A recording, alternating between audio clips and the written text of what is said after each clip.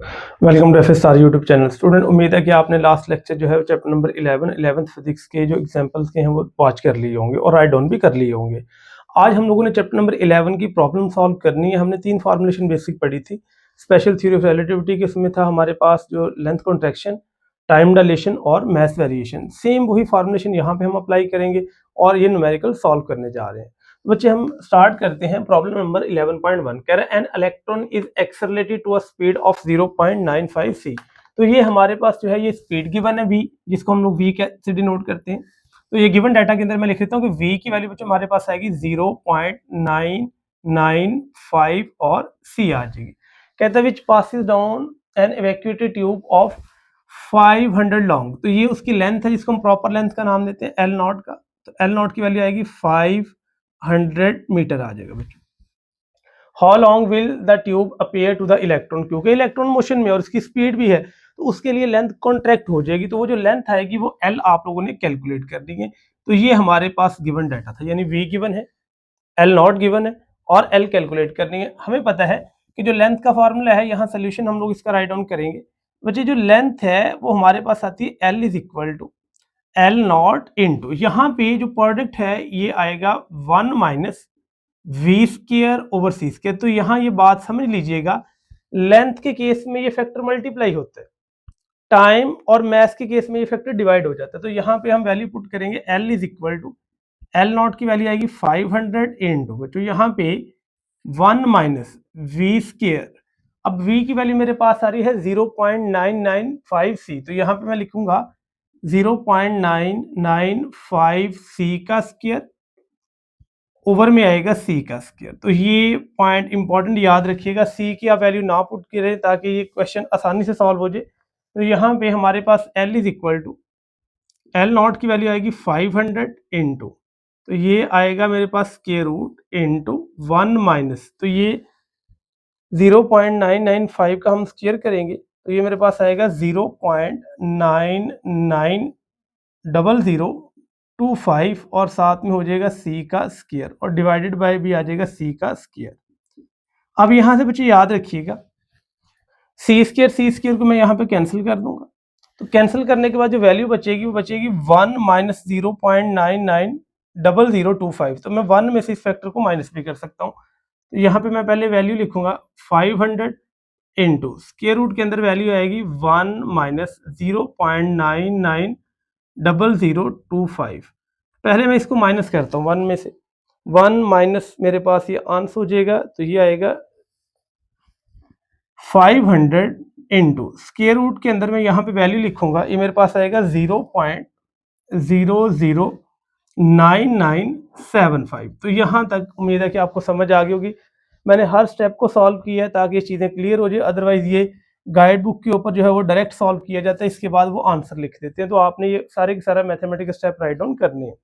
तो यहाँ पे मैं इसका स्क्वायर रूट लूंगा तो एल इज इक्वल टू आएगा 500 इंटू, तो यहाँ पे स्क्वायर रूट ऑफ आंसर मेरे पास आ जाएगा 0.09987। तो ये मेरे पास 500 से अब आपने मल्टीप्लाई कर देना, इस वैल्यू को तो मल्टीप्लाई बाय 500 करेंगे तो मेरे पास आंसर आएगा 49.9 मीटर।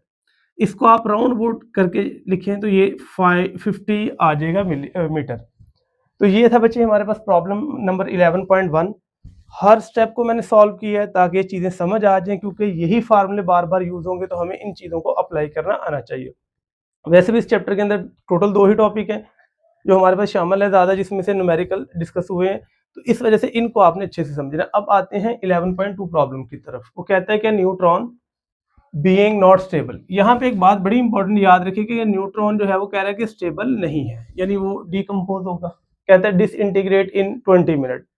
तो यहाँ पे जो डिसइंटीग्रेट हो रहा है वो 20 मिनट के अंदर है, तो ये टाइम हमारे पास आएगा प्रॉपर टाइम, इसको हम कहते हैं टी नॉट, 20 मिनट का आ जाएगा।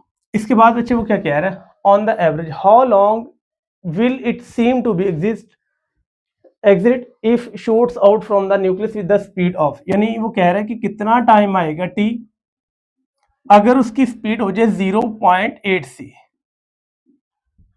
यानी अब यहाँ पे सी गिवन है, टी पूछा है। तो मैंने आपको पहले चीज बताई, लेंथ में फैक्टर मल्टीप्लाई होगा बच्चों, टाइम के अंदर डिवाइड होगा, तो हमने टी कैलकुलेट करना है, तो मेरे पास फार्मूला आएगा टी इज इक्वल टू, ये सॉल्यूशन हम लोग इसका सॉल्व करने जा रहे हैं, T is equal to T naught over में स्क्वायर रूट आएगा बच्चों इनटू 1 माइनस वी का स्क्वायर ओवर सी का स्क्वायर। तो ये फैक्टर यहाँ डिवाइड होगा, लेंथ के केस में ये मल्टीप्लाई होता है, मैथ के केस में भी डिवाइड होगा। तो यहाँ पे हमारे पास आएगा फार्मूला, टी नॉट की हम वैल्यू पुट कर सकते हैं 20 मिनट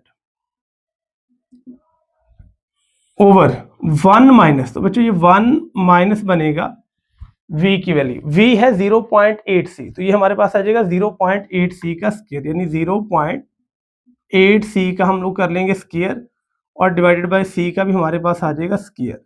तो मैं यहाँ पे लिखूंगा 20 मिनट्स को भी मैं स्किप कर देता हूँ, एंड पे हम यूनिट में लिख देंगे इनटू 1 माइनस, यहाँ पे 0.8 का स्क्वायर जब आप करेंगे तो ये मेरे पास आएगा 0.64 आ जाएगा, तो ये आएगा 0.64 और साथ में जो बनेगा c का स्क्वायर डिवाइडेड बाय मेरे पास आएगा c का स्क्वायर आ जाएगा।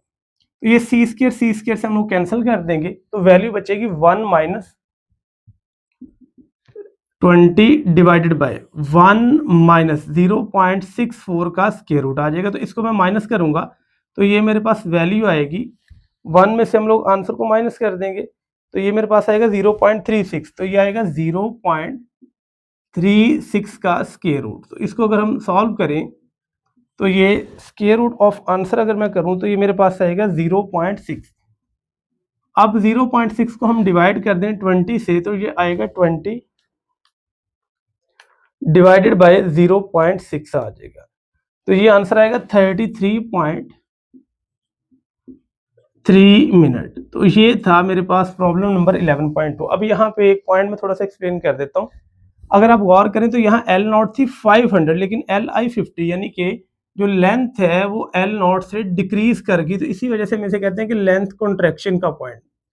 अगर आप यहाँ पे देखें तो टाइम टी नॉट था 20, लेकिन टी है 33.3, इसका मतलब ये हुआ कि जो टी है जो ग्रेटर देन किससे आएगा, टी नॉट से, यानी टाइम हमेशा डायलेट कर जाएगा या फैल जाएगा या बढ़ जाएगा। तो ये दो प्रॉब्लम थे, एक लेंथ कॉन्ट्रैक्शन के रिलेटेड था, दूसरा हमारे पास जो है वो टाइम डायलेशन के रिलेटेड है।